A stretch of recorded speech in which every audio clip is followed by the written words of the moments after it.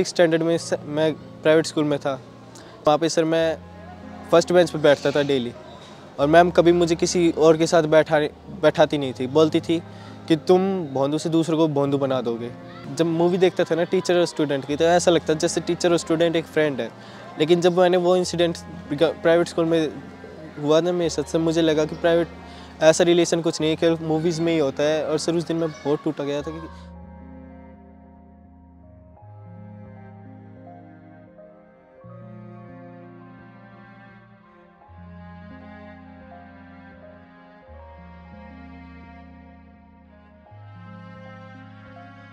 हमारे गांव में सर इतना मतलब कमाई नहीं हो पाती थी। फादर के पास केवल खेती बाड़ी थी, उसमें भी इतनी कमाई नहीं हो पाती थी। तो सर मैं बचपन से अपने बुआ फूफा के रह रहा हूँ। मैं उन्हीं को ही मम्मी पापा बोलता हूँ बचपन से। उन्होंने मुझे पाला है और पढ़ाया भी है।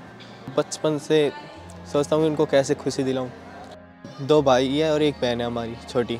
हम सबसे बड़े वाले भैया हैं, और जो बाकी के 2 है सर, वो हमारे मेरे छोटे भाई बहन है सर, वो मेरे फूफा के पास रहते हैं नजफगढ़ दिल्ली में।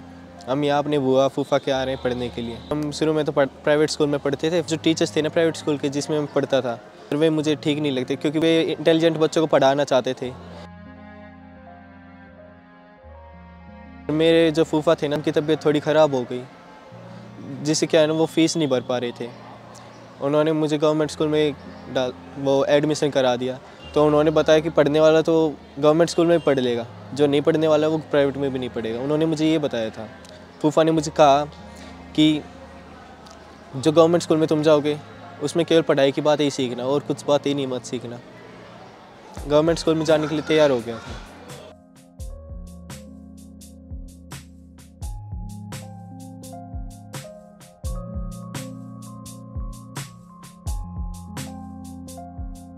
गवर्नमेंट स्कूल में सर हमें फैसिलिटीज़ ज़्यादा मिली थी।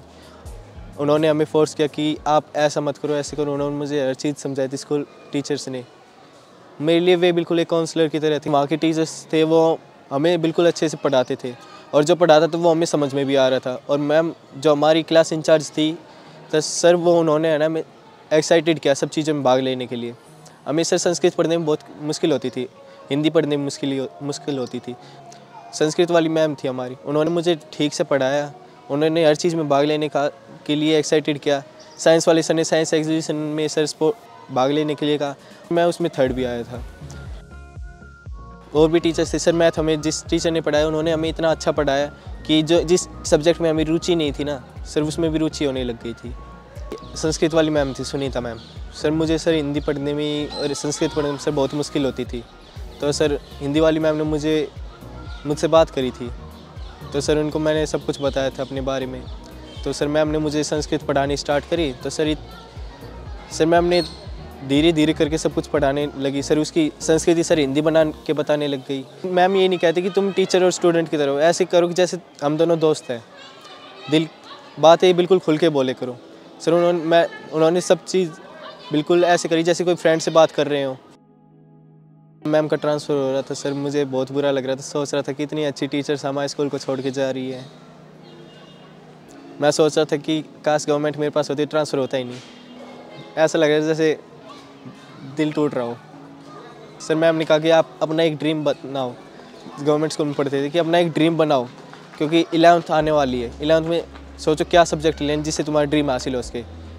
तो मैम ने बोला कि 2 साल है तुम्हारे पास, खूब आराम से सोचना और अपना एक ड्रीम तैयार करना, और जिस चीज़ में तुम सबसे आगे हो ना वो लेना, ताकि तुम उसमें करियर में हासिल पा सको।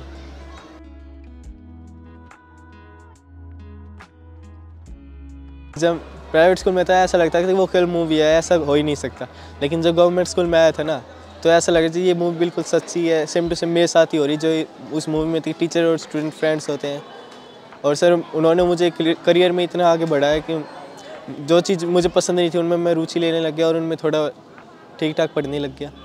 सपने वो नहीं होते जो नींद में देखते हैं, सपने वो होते जो नींद नहीं आने देते।